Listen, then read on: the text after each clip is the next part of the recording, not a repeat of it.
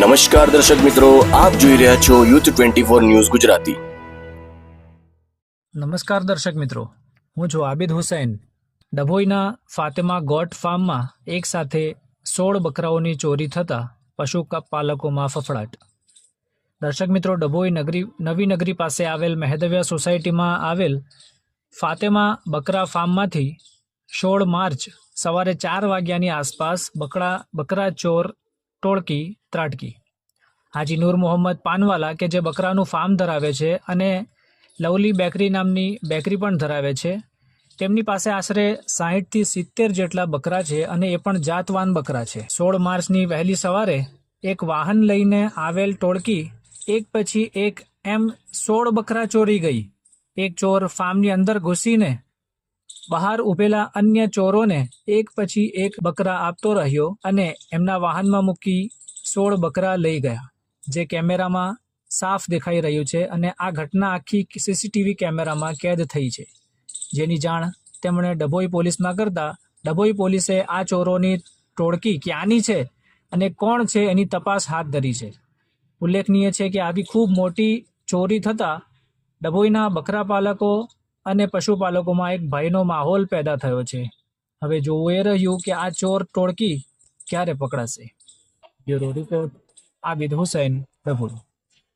હું ડભોઈ મવડી ભાગોળ 12 મેદવિયા સોસાયટી મકાન number 7 Fatima lovely goat farm અને લવલી બેકરી એ બે નામની ફાર્મ અહીંયા આગળ આવેલી છે। અને ગઈકાલે એટલે રાત્રે 15 તારીખે રાત્રે 10:45 હું બકરાઓને ખાવા પીવાનું અહીં નાખીને પાણી પીવડાવીને ગયો મારી ઘરે।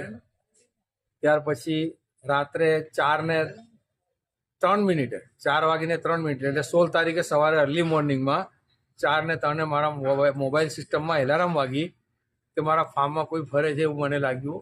મારા ભાઈએ જોયું તરત જ, એ જોઈને સીધા અહીંયા આગળ આવ્યા।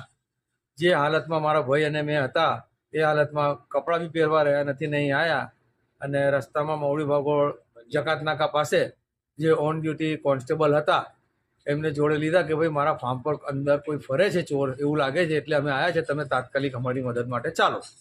તો એ લોકો અમારી સાથે આવ્યા। 4:20 અમે અહીંયા આગળ એન્ટ્રી થયા અને તાળું ખોલીને અંદર આવ્યા, જોયું તો 16 બકરા અમારા ચોરાઈ ગયા છે અને એની સીસીટીવી ફૂટેજ મારે ત્યાં કેમેરા લાગેલા છે। સીસીટીવી ફૂટેજ મવડી ભાગોળ પોલીસ જમાદારને હમણાં હું આપવા જઈ રહ્યો છું અને એ જે કંઈ બી છે કાર્યવાહી આગળ કરવા માટે જમાદાર પાસે જઉં છું। પોલીસ તંત્રમાં તમે જાણ ક્યારે કરી? પોલીસ તંત્રમાં અહીંથી 4:20 જ્યારે અમે જોઈ લીધું કે બધું થઈ ગયું છે, ત્યાર પછી 5 વાગે એટલે રોજાનો જે સમય થાય છે અંત, એ વખતે અમે પોલીસ સ્ટેશનમાં સવારે 5 વાગે પહોંચી ગયા હતા। ત્યાં આગળ મૌખિક જાણ કરી હાજર જમાદાર જે હતા એમણે સાદા કાગળ પર અમારી અરજી લખી। ત્યાર પછી 7:45 કે 8ની આસપાસ ઓનલાઈન કંટ્રોલ રૂમ જે બરોડાનું છે 0265 નંબર છે ત્યાંનું મેં ફોન કરી અને ઓનલાઈન કમ્પ્લેન બી કરી। શું રિસ્પોન્સ છે પોલીસ તંત્રમાંથી? પોલીસ તંત્ર તરફથી ઓનલાઈન પરથી તરત જ ડભોઈ પોલીસ સ્ટેશનમાં જાણ કરવામાં આવી અને પછી ડભોઈ પોલીસ સ્ટેશનમાંથી પાછું મારી પાસે ફોન આવ્યો કે ભાઈ સવારની તમારી કમ્પ્લેન લખેલી છે અને અમે ટૂંક સમયમાં તમારી પાસે ડી સ્ટાફ જેવો અમારી પાસે આવે તમારી પાસે મોકલીએ છીએ। તો હમણાં ડી સ્ટાફના માણસો બી આવીને ગયા છે અને હું પણ આ બધું પેનડ્રાઈવમાં લેવાની કાર્યવાહી કરી રહ્યો છું અને આ બાબતે પોલીસ સ્ટેશનમાં પેનડ્રાઈવમાં લઈને જઈ રહ્યો છું। કેટલા નંગ બકરા ચોરાયા અને કેટલી કિંમતના હતા? 16 નંગ ટોટલ બકરા છે।